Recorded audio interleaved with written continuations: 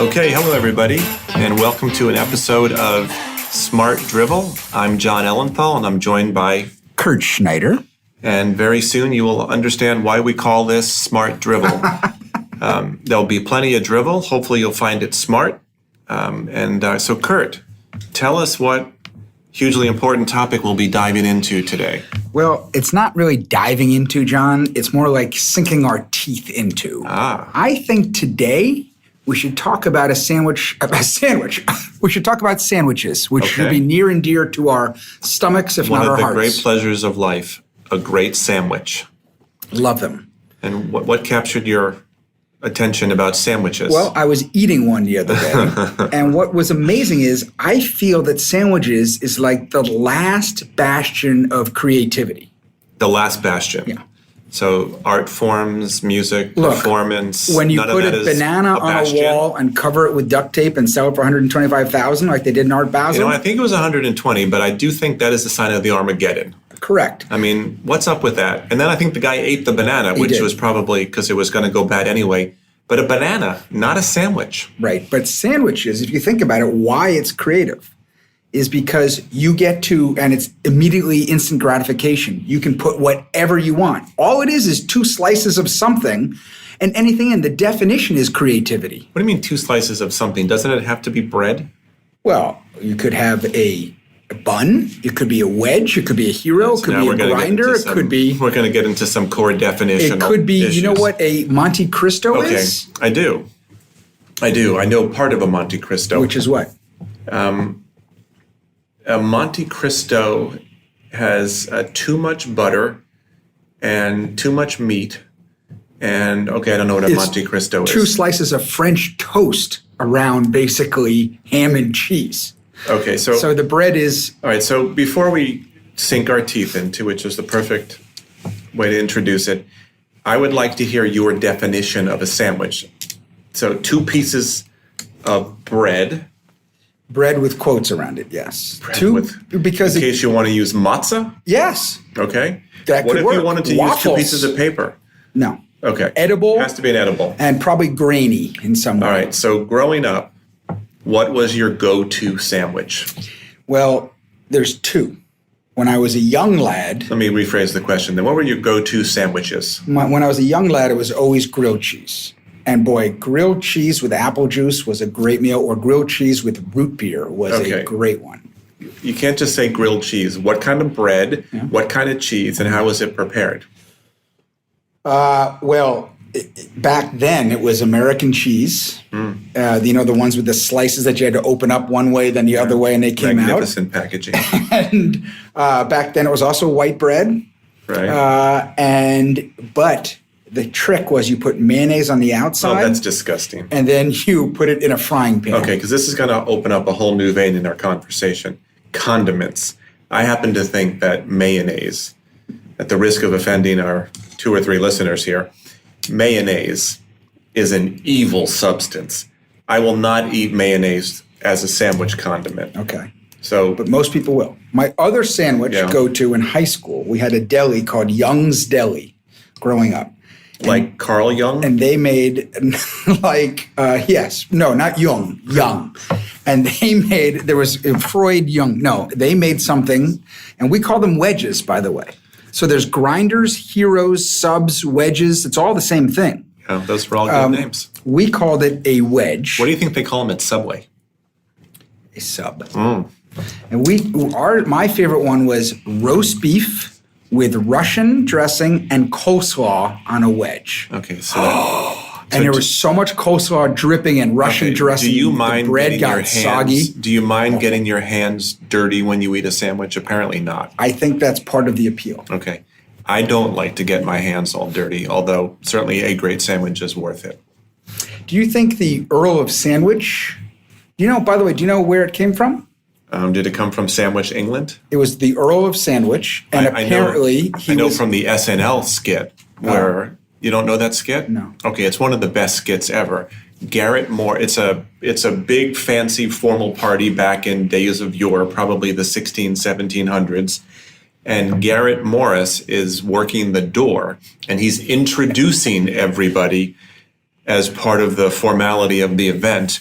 And so they would show up and he would say, the Earl of Sandwich. And then they got into a conversation once they had entered the party, and a person came by offering hors d'oeuvres. And he took a little piece of meat and he said, do you happen to have a piece of bread or two that I could put this? So that was their take on it. Well, the story apparently that I remember. You should watch that skit because you'll meet Lord and Lady Douchebag. I do remember that skit, actually. You suddenly remembered. It was the douchebag. Yes, that triggered. That was the prompt, not the sandwich. No. Douchebags are always triggers. Okay. But apparently, according to legend, he was playing a card game and he wasn't doing that well. And he wanted to stay in, but dinner was called and he was hungry. So he asked one of his manservants to just bring him some roast beef and put it between 2 slices of bread. Hence, it was born. Okay, so that is the birth of the sandwich. And I think it was roast beef, but it might have been mutton, which is also a very funny word. Yes, and of course there are mutton chops, which is a funny-looking beard. And does that mimic the shape of a mutton? Yes, it's mutton chops is exactly what it was, and that was in the 19th century. It was very big. Have you ever grown mutton chops? I can't grow anything chops. Oh, I'm so sorry. So tell me your favorite sandwich. Testosterone therapy? I have grown mutton chops, but as quickly as I shape them, I shave them. I think they should come back. Well, you know what? You know who probably had mutton chops? Reuben Kincaid. Do you know who Reuben Kincaid was? Was Reuben Kincaid? It was from an old television show. Yes. He was the Partridge Family's agent. Manager. Yes, he was. Manager, right. And in college, I once threw a Reuben Kincaid 70s party. And you had to dress as a 70s. Wow. Well, you and I did go to a 70s party together at one point, and that'll be a subject of another episode. But I love the Partridge Family, and I was shocked after all those years of not seeing Susan Day to have her show up in the cast of L.A. Law. Yes. That was nice. Yes. Back to sandwiches. By the way, Shirley Jones was an unbelievable Broadway actress before, and she was in all the musicals that are on TV. Do you think she looks back 60s. and is happy with her legacy as the mother of the Partridge Family? Yes. Okay. As pop culture goes. Yeah. So your favorite sandwich, and my guess is mutton was not in it. It was not. Neither was anyone else's facial hair. My go-to sandwich, which I think in retrospect was probably also my favorite sandwich growing up, was the peanut butter and jelly sandwich. Classic. And there were 2 reasons I think it was my go-to sandwich. 1, I think I liked it. And 2, it was easy to make. And that was important because I made my own lunch for school, and I think I had a peanut butter and jelly sandwich every day from the 2nd grade through my junior year in high school. 2 ingredients. Except for the bread, yeah. How much peanut butter did you put on? In relationship to the jelly. Bread or the jelly? To the jelly. Well, I think I made them differently when I was going to eat them several hours later or the next day. You say them, you had more than one. Oh, I ate them every day.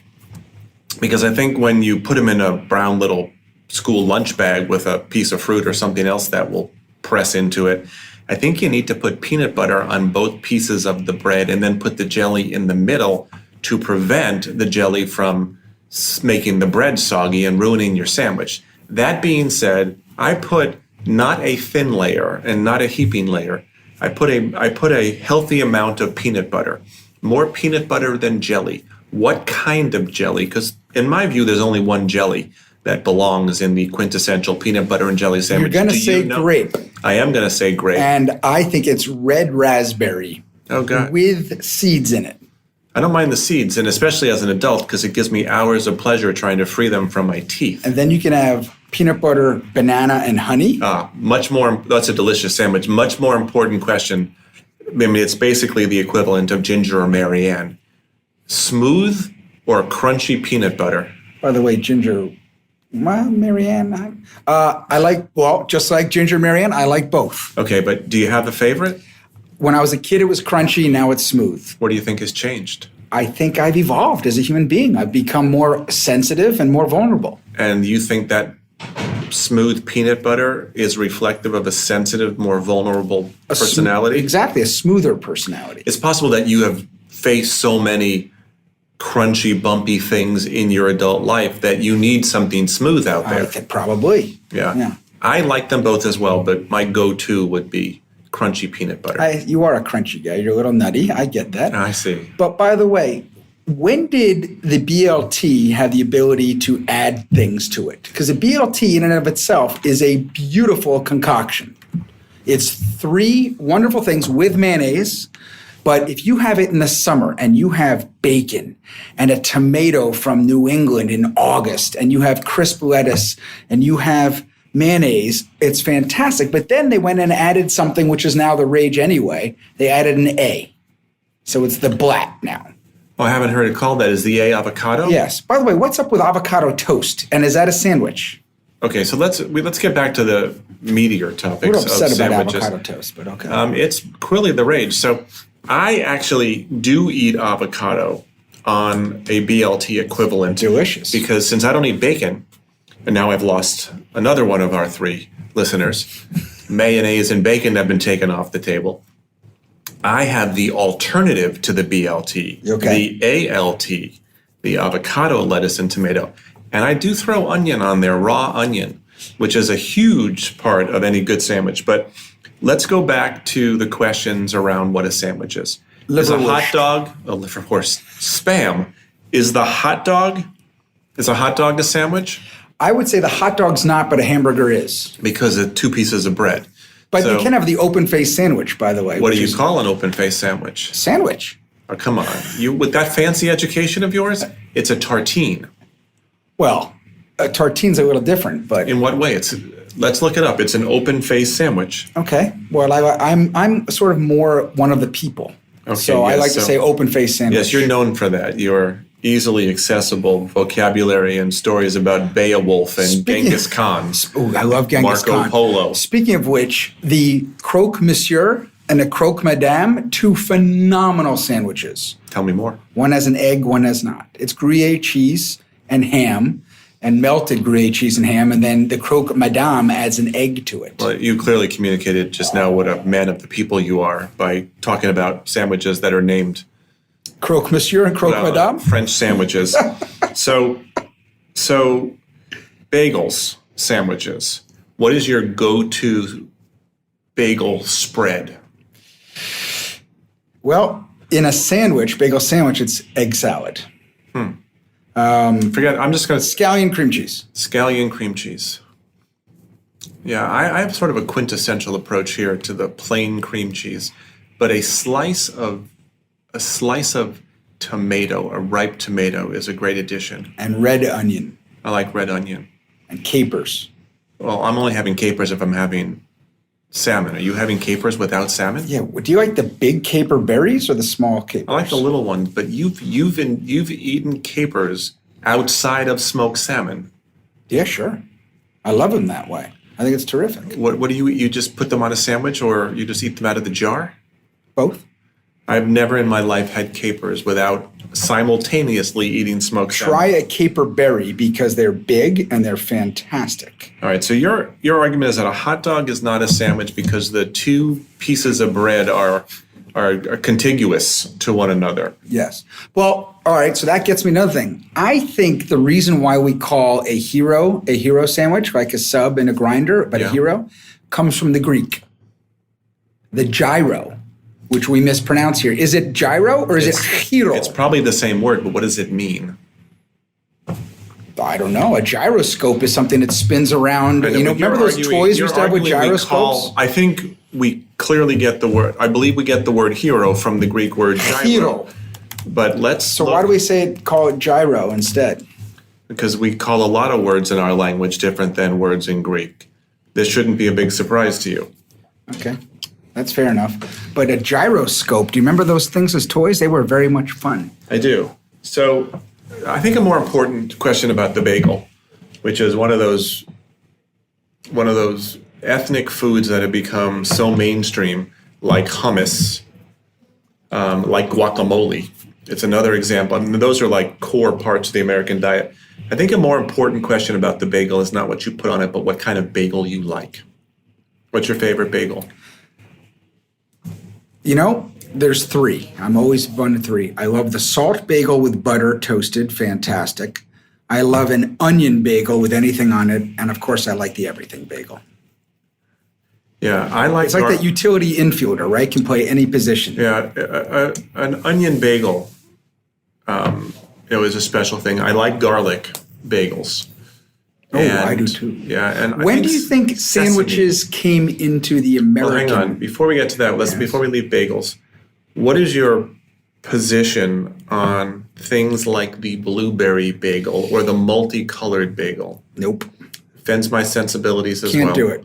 That is just a bastardization of the form. That is the green bagel too far for St. Patrick's Day. Yeah, I think it's gone too far. Now we're going to sound, all sorts of crotchety, curmudgeonly. It's a good word for the two of us. So, Kurt, let me ask you a question. You tell me what your go-to sandwich as a kid was. What is it now? Well, it would not be the Blat, though I do like the Blat very much. It might be the patty melt. Blat isn't the thing you eat when you have an upset stomach? No, that's Pepto-Bismol. No, is there some sort of special diet? That would be the perfect sponsor for that. But maybe Miracle Ear would be. Brack diet. Bananas, rice. Something with an A and cold. What is it? It's bananas, rice. Well, it's a good thing our What I would think sandwiches first came into the American consciousness in a big way in pop culture, comic books. Okay. One person. Because someone ate a comic book? No, someone ate a sandwich in a comic strip that people saw in their newspapers. So there must have been a very popular comic strip. Was it Dagwood? Yes, it would. It was, from Blondie. And so you get the Dagwood sandwich, which is everything on it. Like the kitchen sink? Yeah. So everything. I don't remember Dagwood had a huge appetite, and in every one he'd eat it, and the thing was huge, and stuff was falling off all the time. I think his dog was very happy about it. Do you think Dagwood knows Mr. Wilson from Dennis the Menace? I think they're very good friends. I think Mr. Wilson, well, never mind, I'm not going to go there. Oh, look at that, self-editing. We could always deal with it in post-production. So, all right, I whether it's a sandwich or not, what is your all-time favorite condiment? And before you answer, I'm saying if you took this thing, you could make anything edible by putting this condiment on it. Horseradish. Oh, wow. Just plain horseradish. Or cream horseradish, yeah, either one. It's funny because I think... It makes mutton taste good, by the way. You know what? I think if I took cocktail sauce with a heavy, heavy dose of horseradish, then I could pretty much eat mutton. Really? Mutton is kind of lamb, and it's like boiled lamb. It's England before they... I try not to eat those things. It's before they colonized India, right? Before they got curry as the national food of England. I went to Curry Tire today, by the way, but that's not really relevant to sandwiches. You know where the word posh comes from? I do not. When the British colonized India, they took ships all the time, and if you had enough money, you could be in the shade going there and coming back on the boat. So you would book port out, starboard home. Home, okay. Posh. Well, that is a really good one. Probably something we should end this podcast on. Well, it's almost that time. Speaking of food, though, because that had no relationship to food, do you know where the term chairman of the board comes from? Frank Sinatra? No, it predates Frank Sinatra. Back in colonial times when people lived in small spaces and needed multi-use spaces, they didn't have a dining table and chairs for everybody. But at the end of the day, when the patriarch of the family came back from the fields after doing manual labor all day in the hot sun, he got special consideration. So they would take the board, which was attached to the wall, and pull the board down, which is their dining surface. Okay. Everybody would sit on the floor except for the patriarch, who would get the one chair, sit at the head of the table, and he was the chairman of the board. Wow. Is that true? I think so. John? Well, here's the thing. There's no way I could have made it up. I've heard it before. I've read it, whether it's true or not. But those are fun. We should have a whole discussion We should. I mean, I'd like to discuss the whole 9 yards. and all sorts of wonderful Whole expressions. ball of wax. A ball. So why don't we take that another time because we need to wrap up today. Well, right now I'm starving after this, and I'd like to go get myself a sandwich. Maybe I'll have a grilled cheese with bacon and tomato right now. All right, and I'm going to go get some mutton and put as much cocktail sauce and horseradish on it as I possibly Drown can. that mutton. It's the only way I'm going to eat mutton. Mutton. What if you had mutton in Walla Walla, Washington? Fun words to say. Okay, we'll have a whole discussion of fun words to say. Baba ganoush. A fun word to say. I'm going to have to ask you to hold that for another episode because we've near the end of our time here. I'm Jon Ellenthal. I'm Kurt Schneider. We thank you for joining us on Smart Drivel, and may a beautiful sandwich be in your near future. Thank you. Bye. Bye.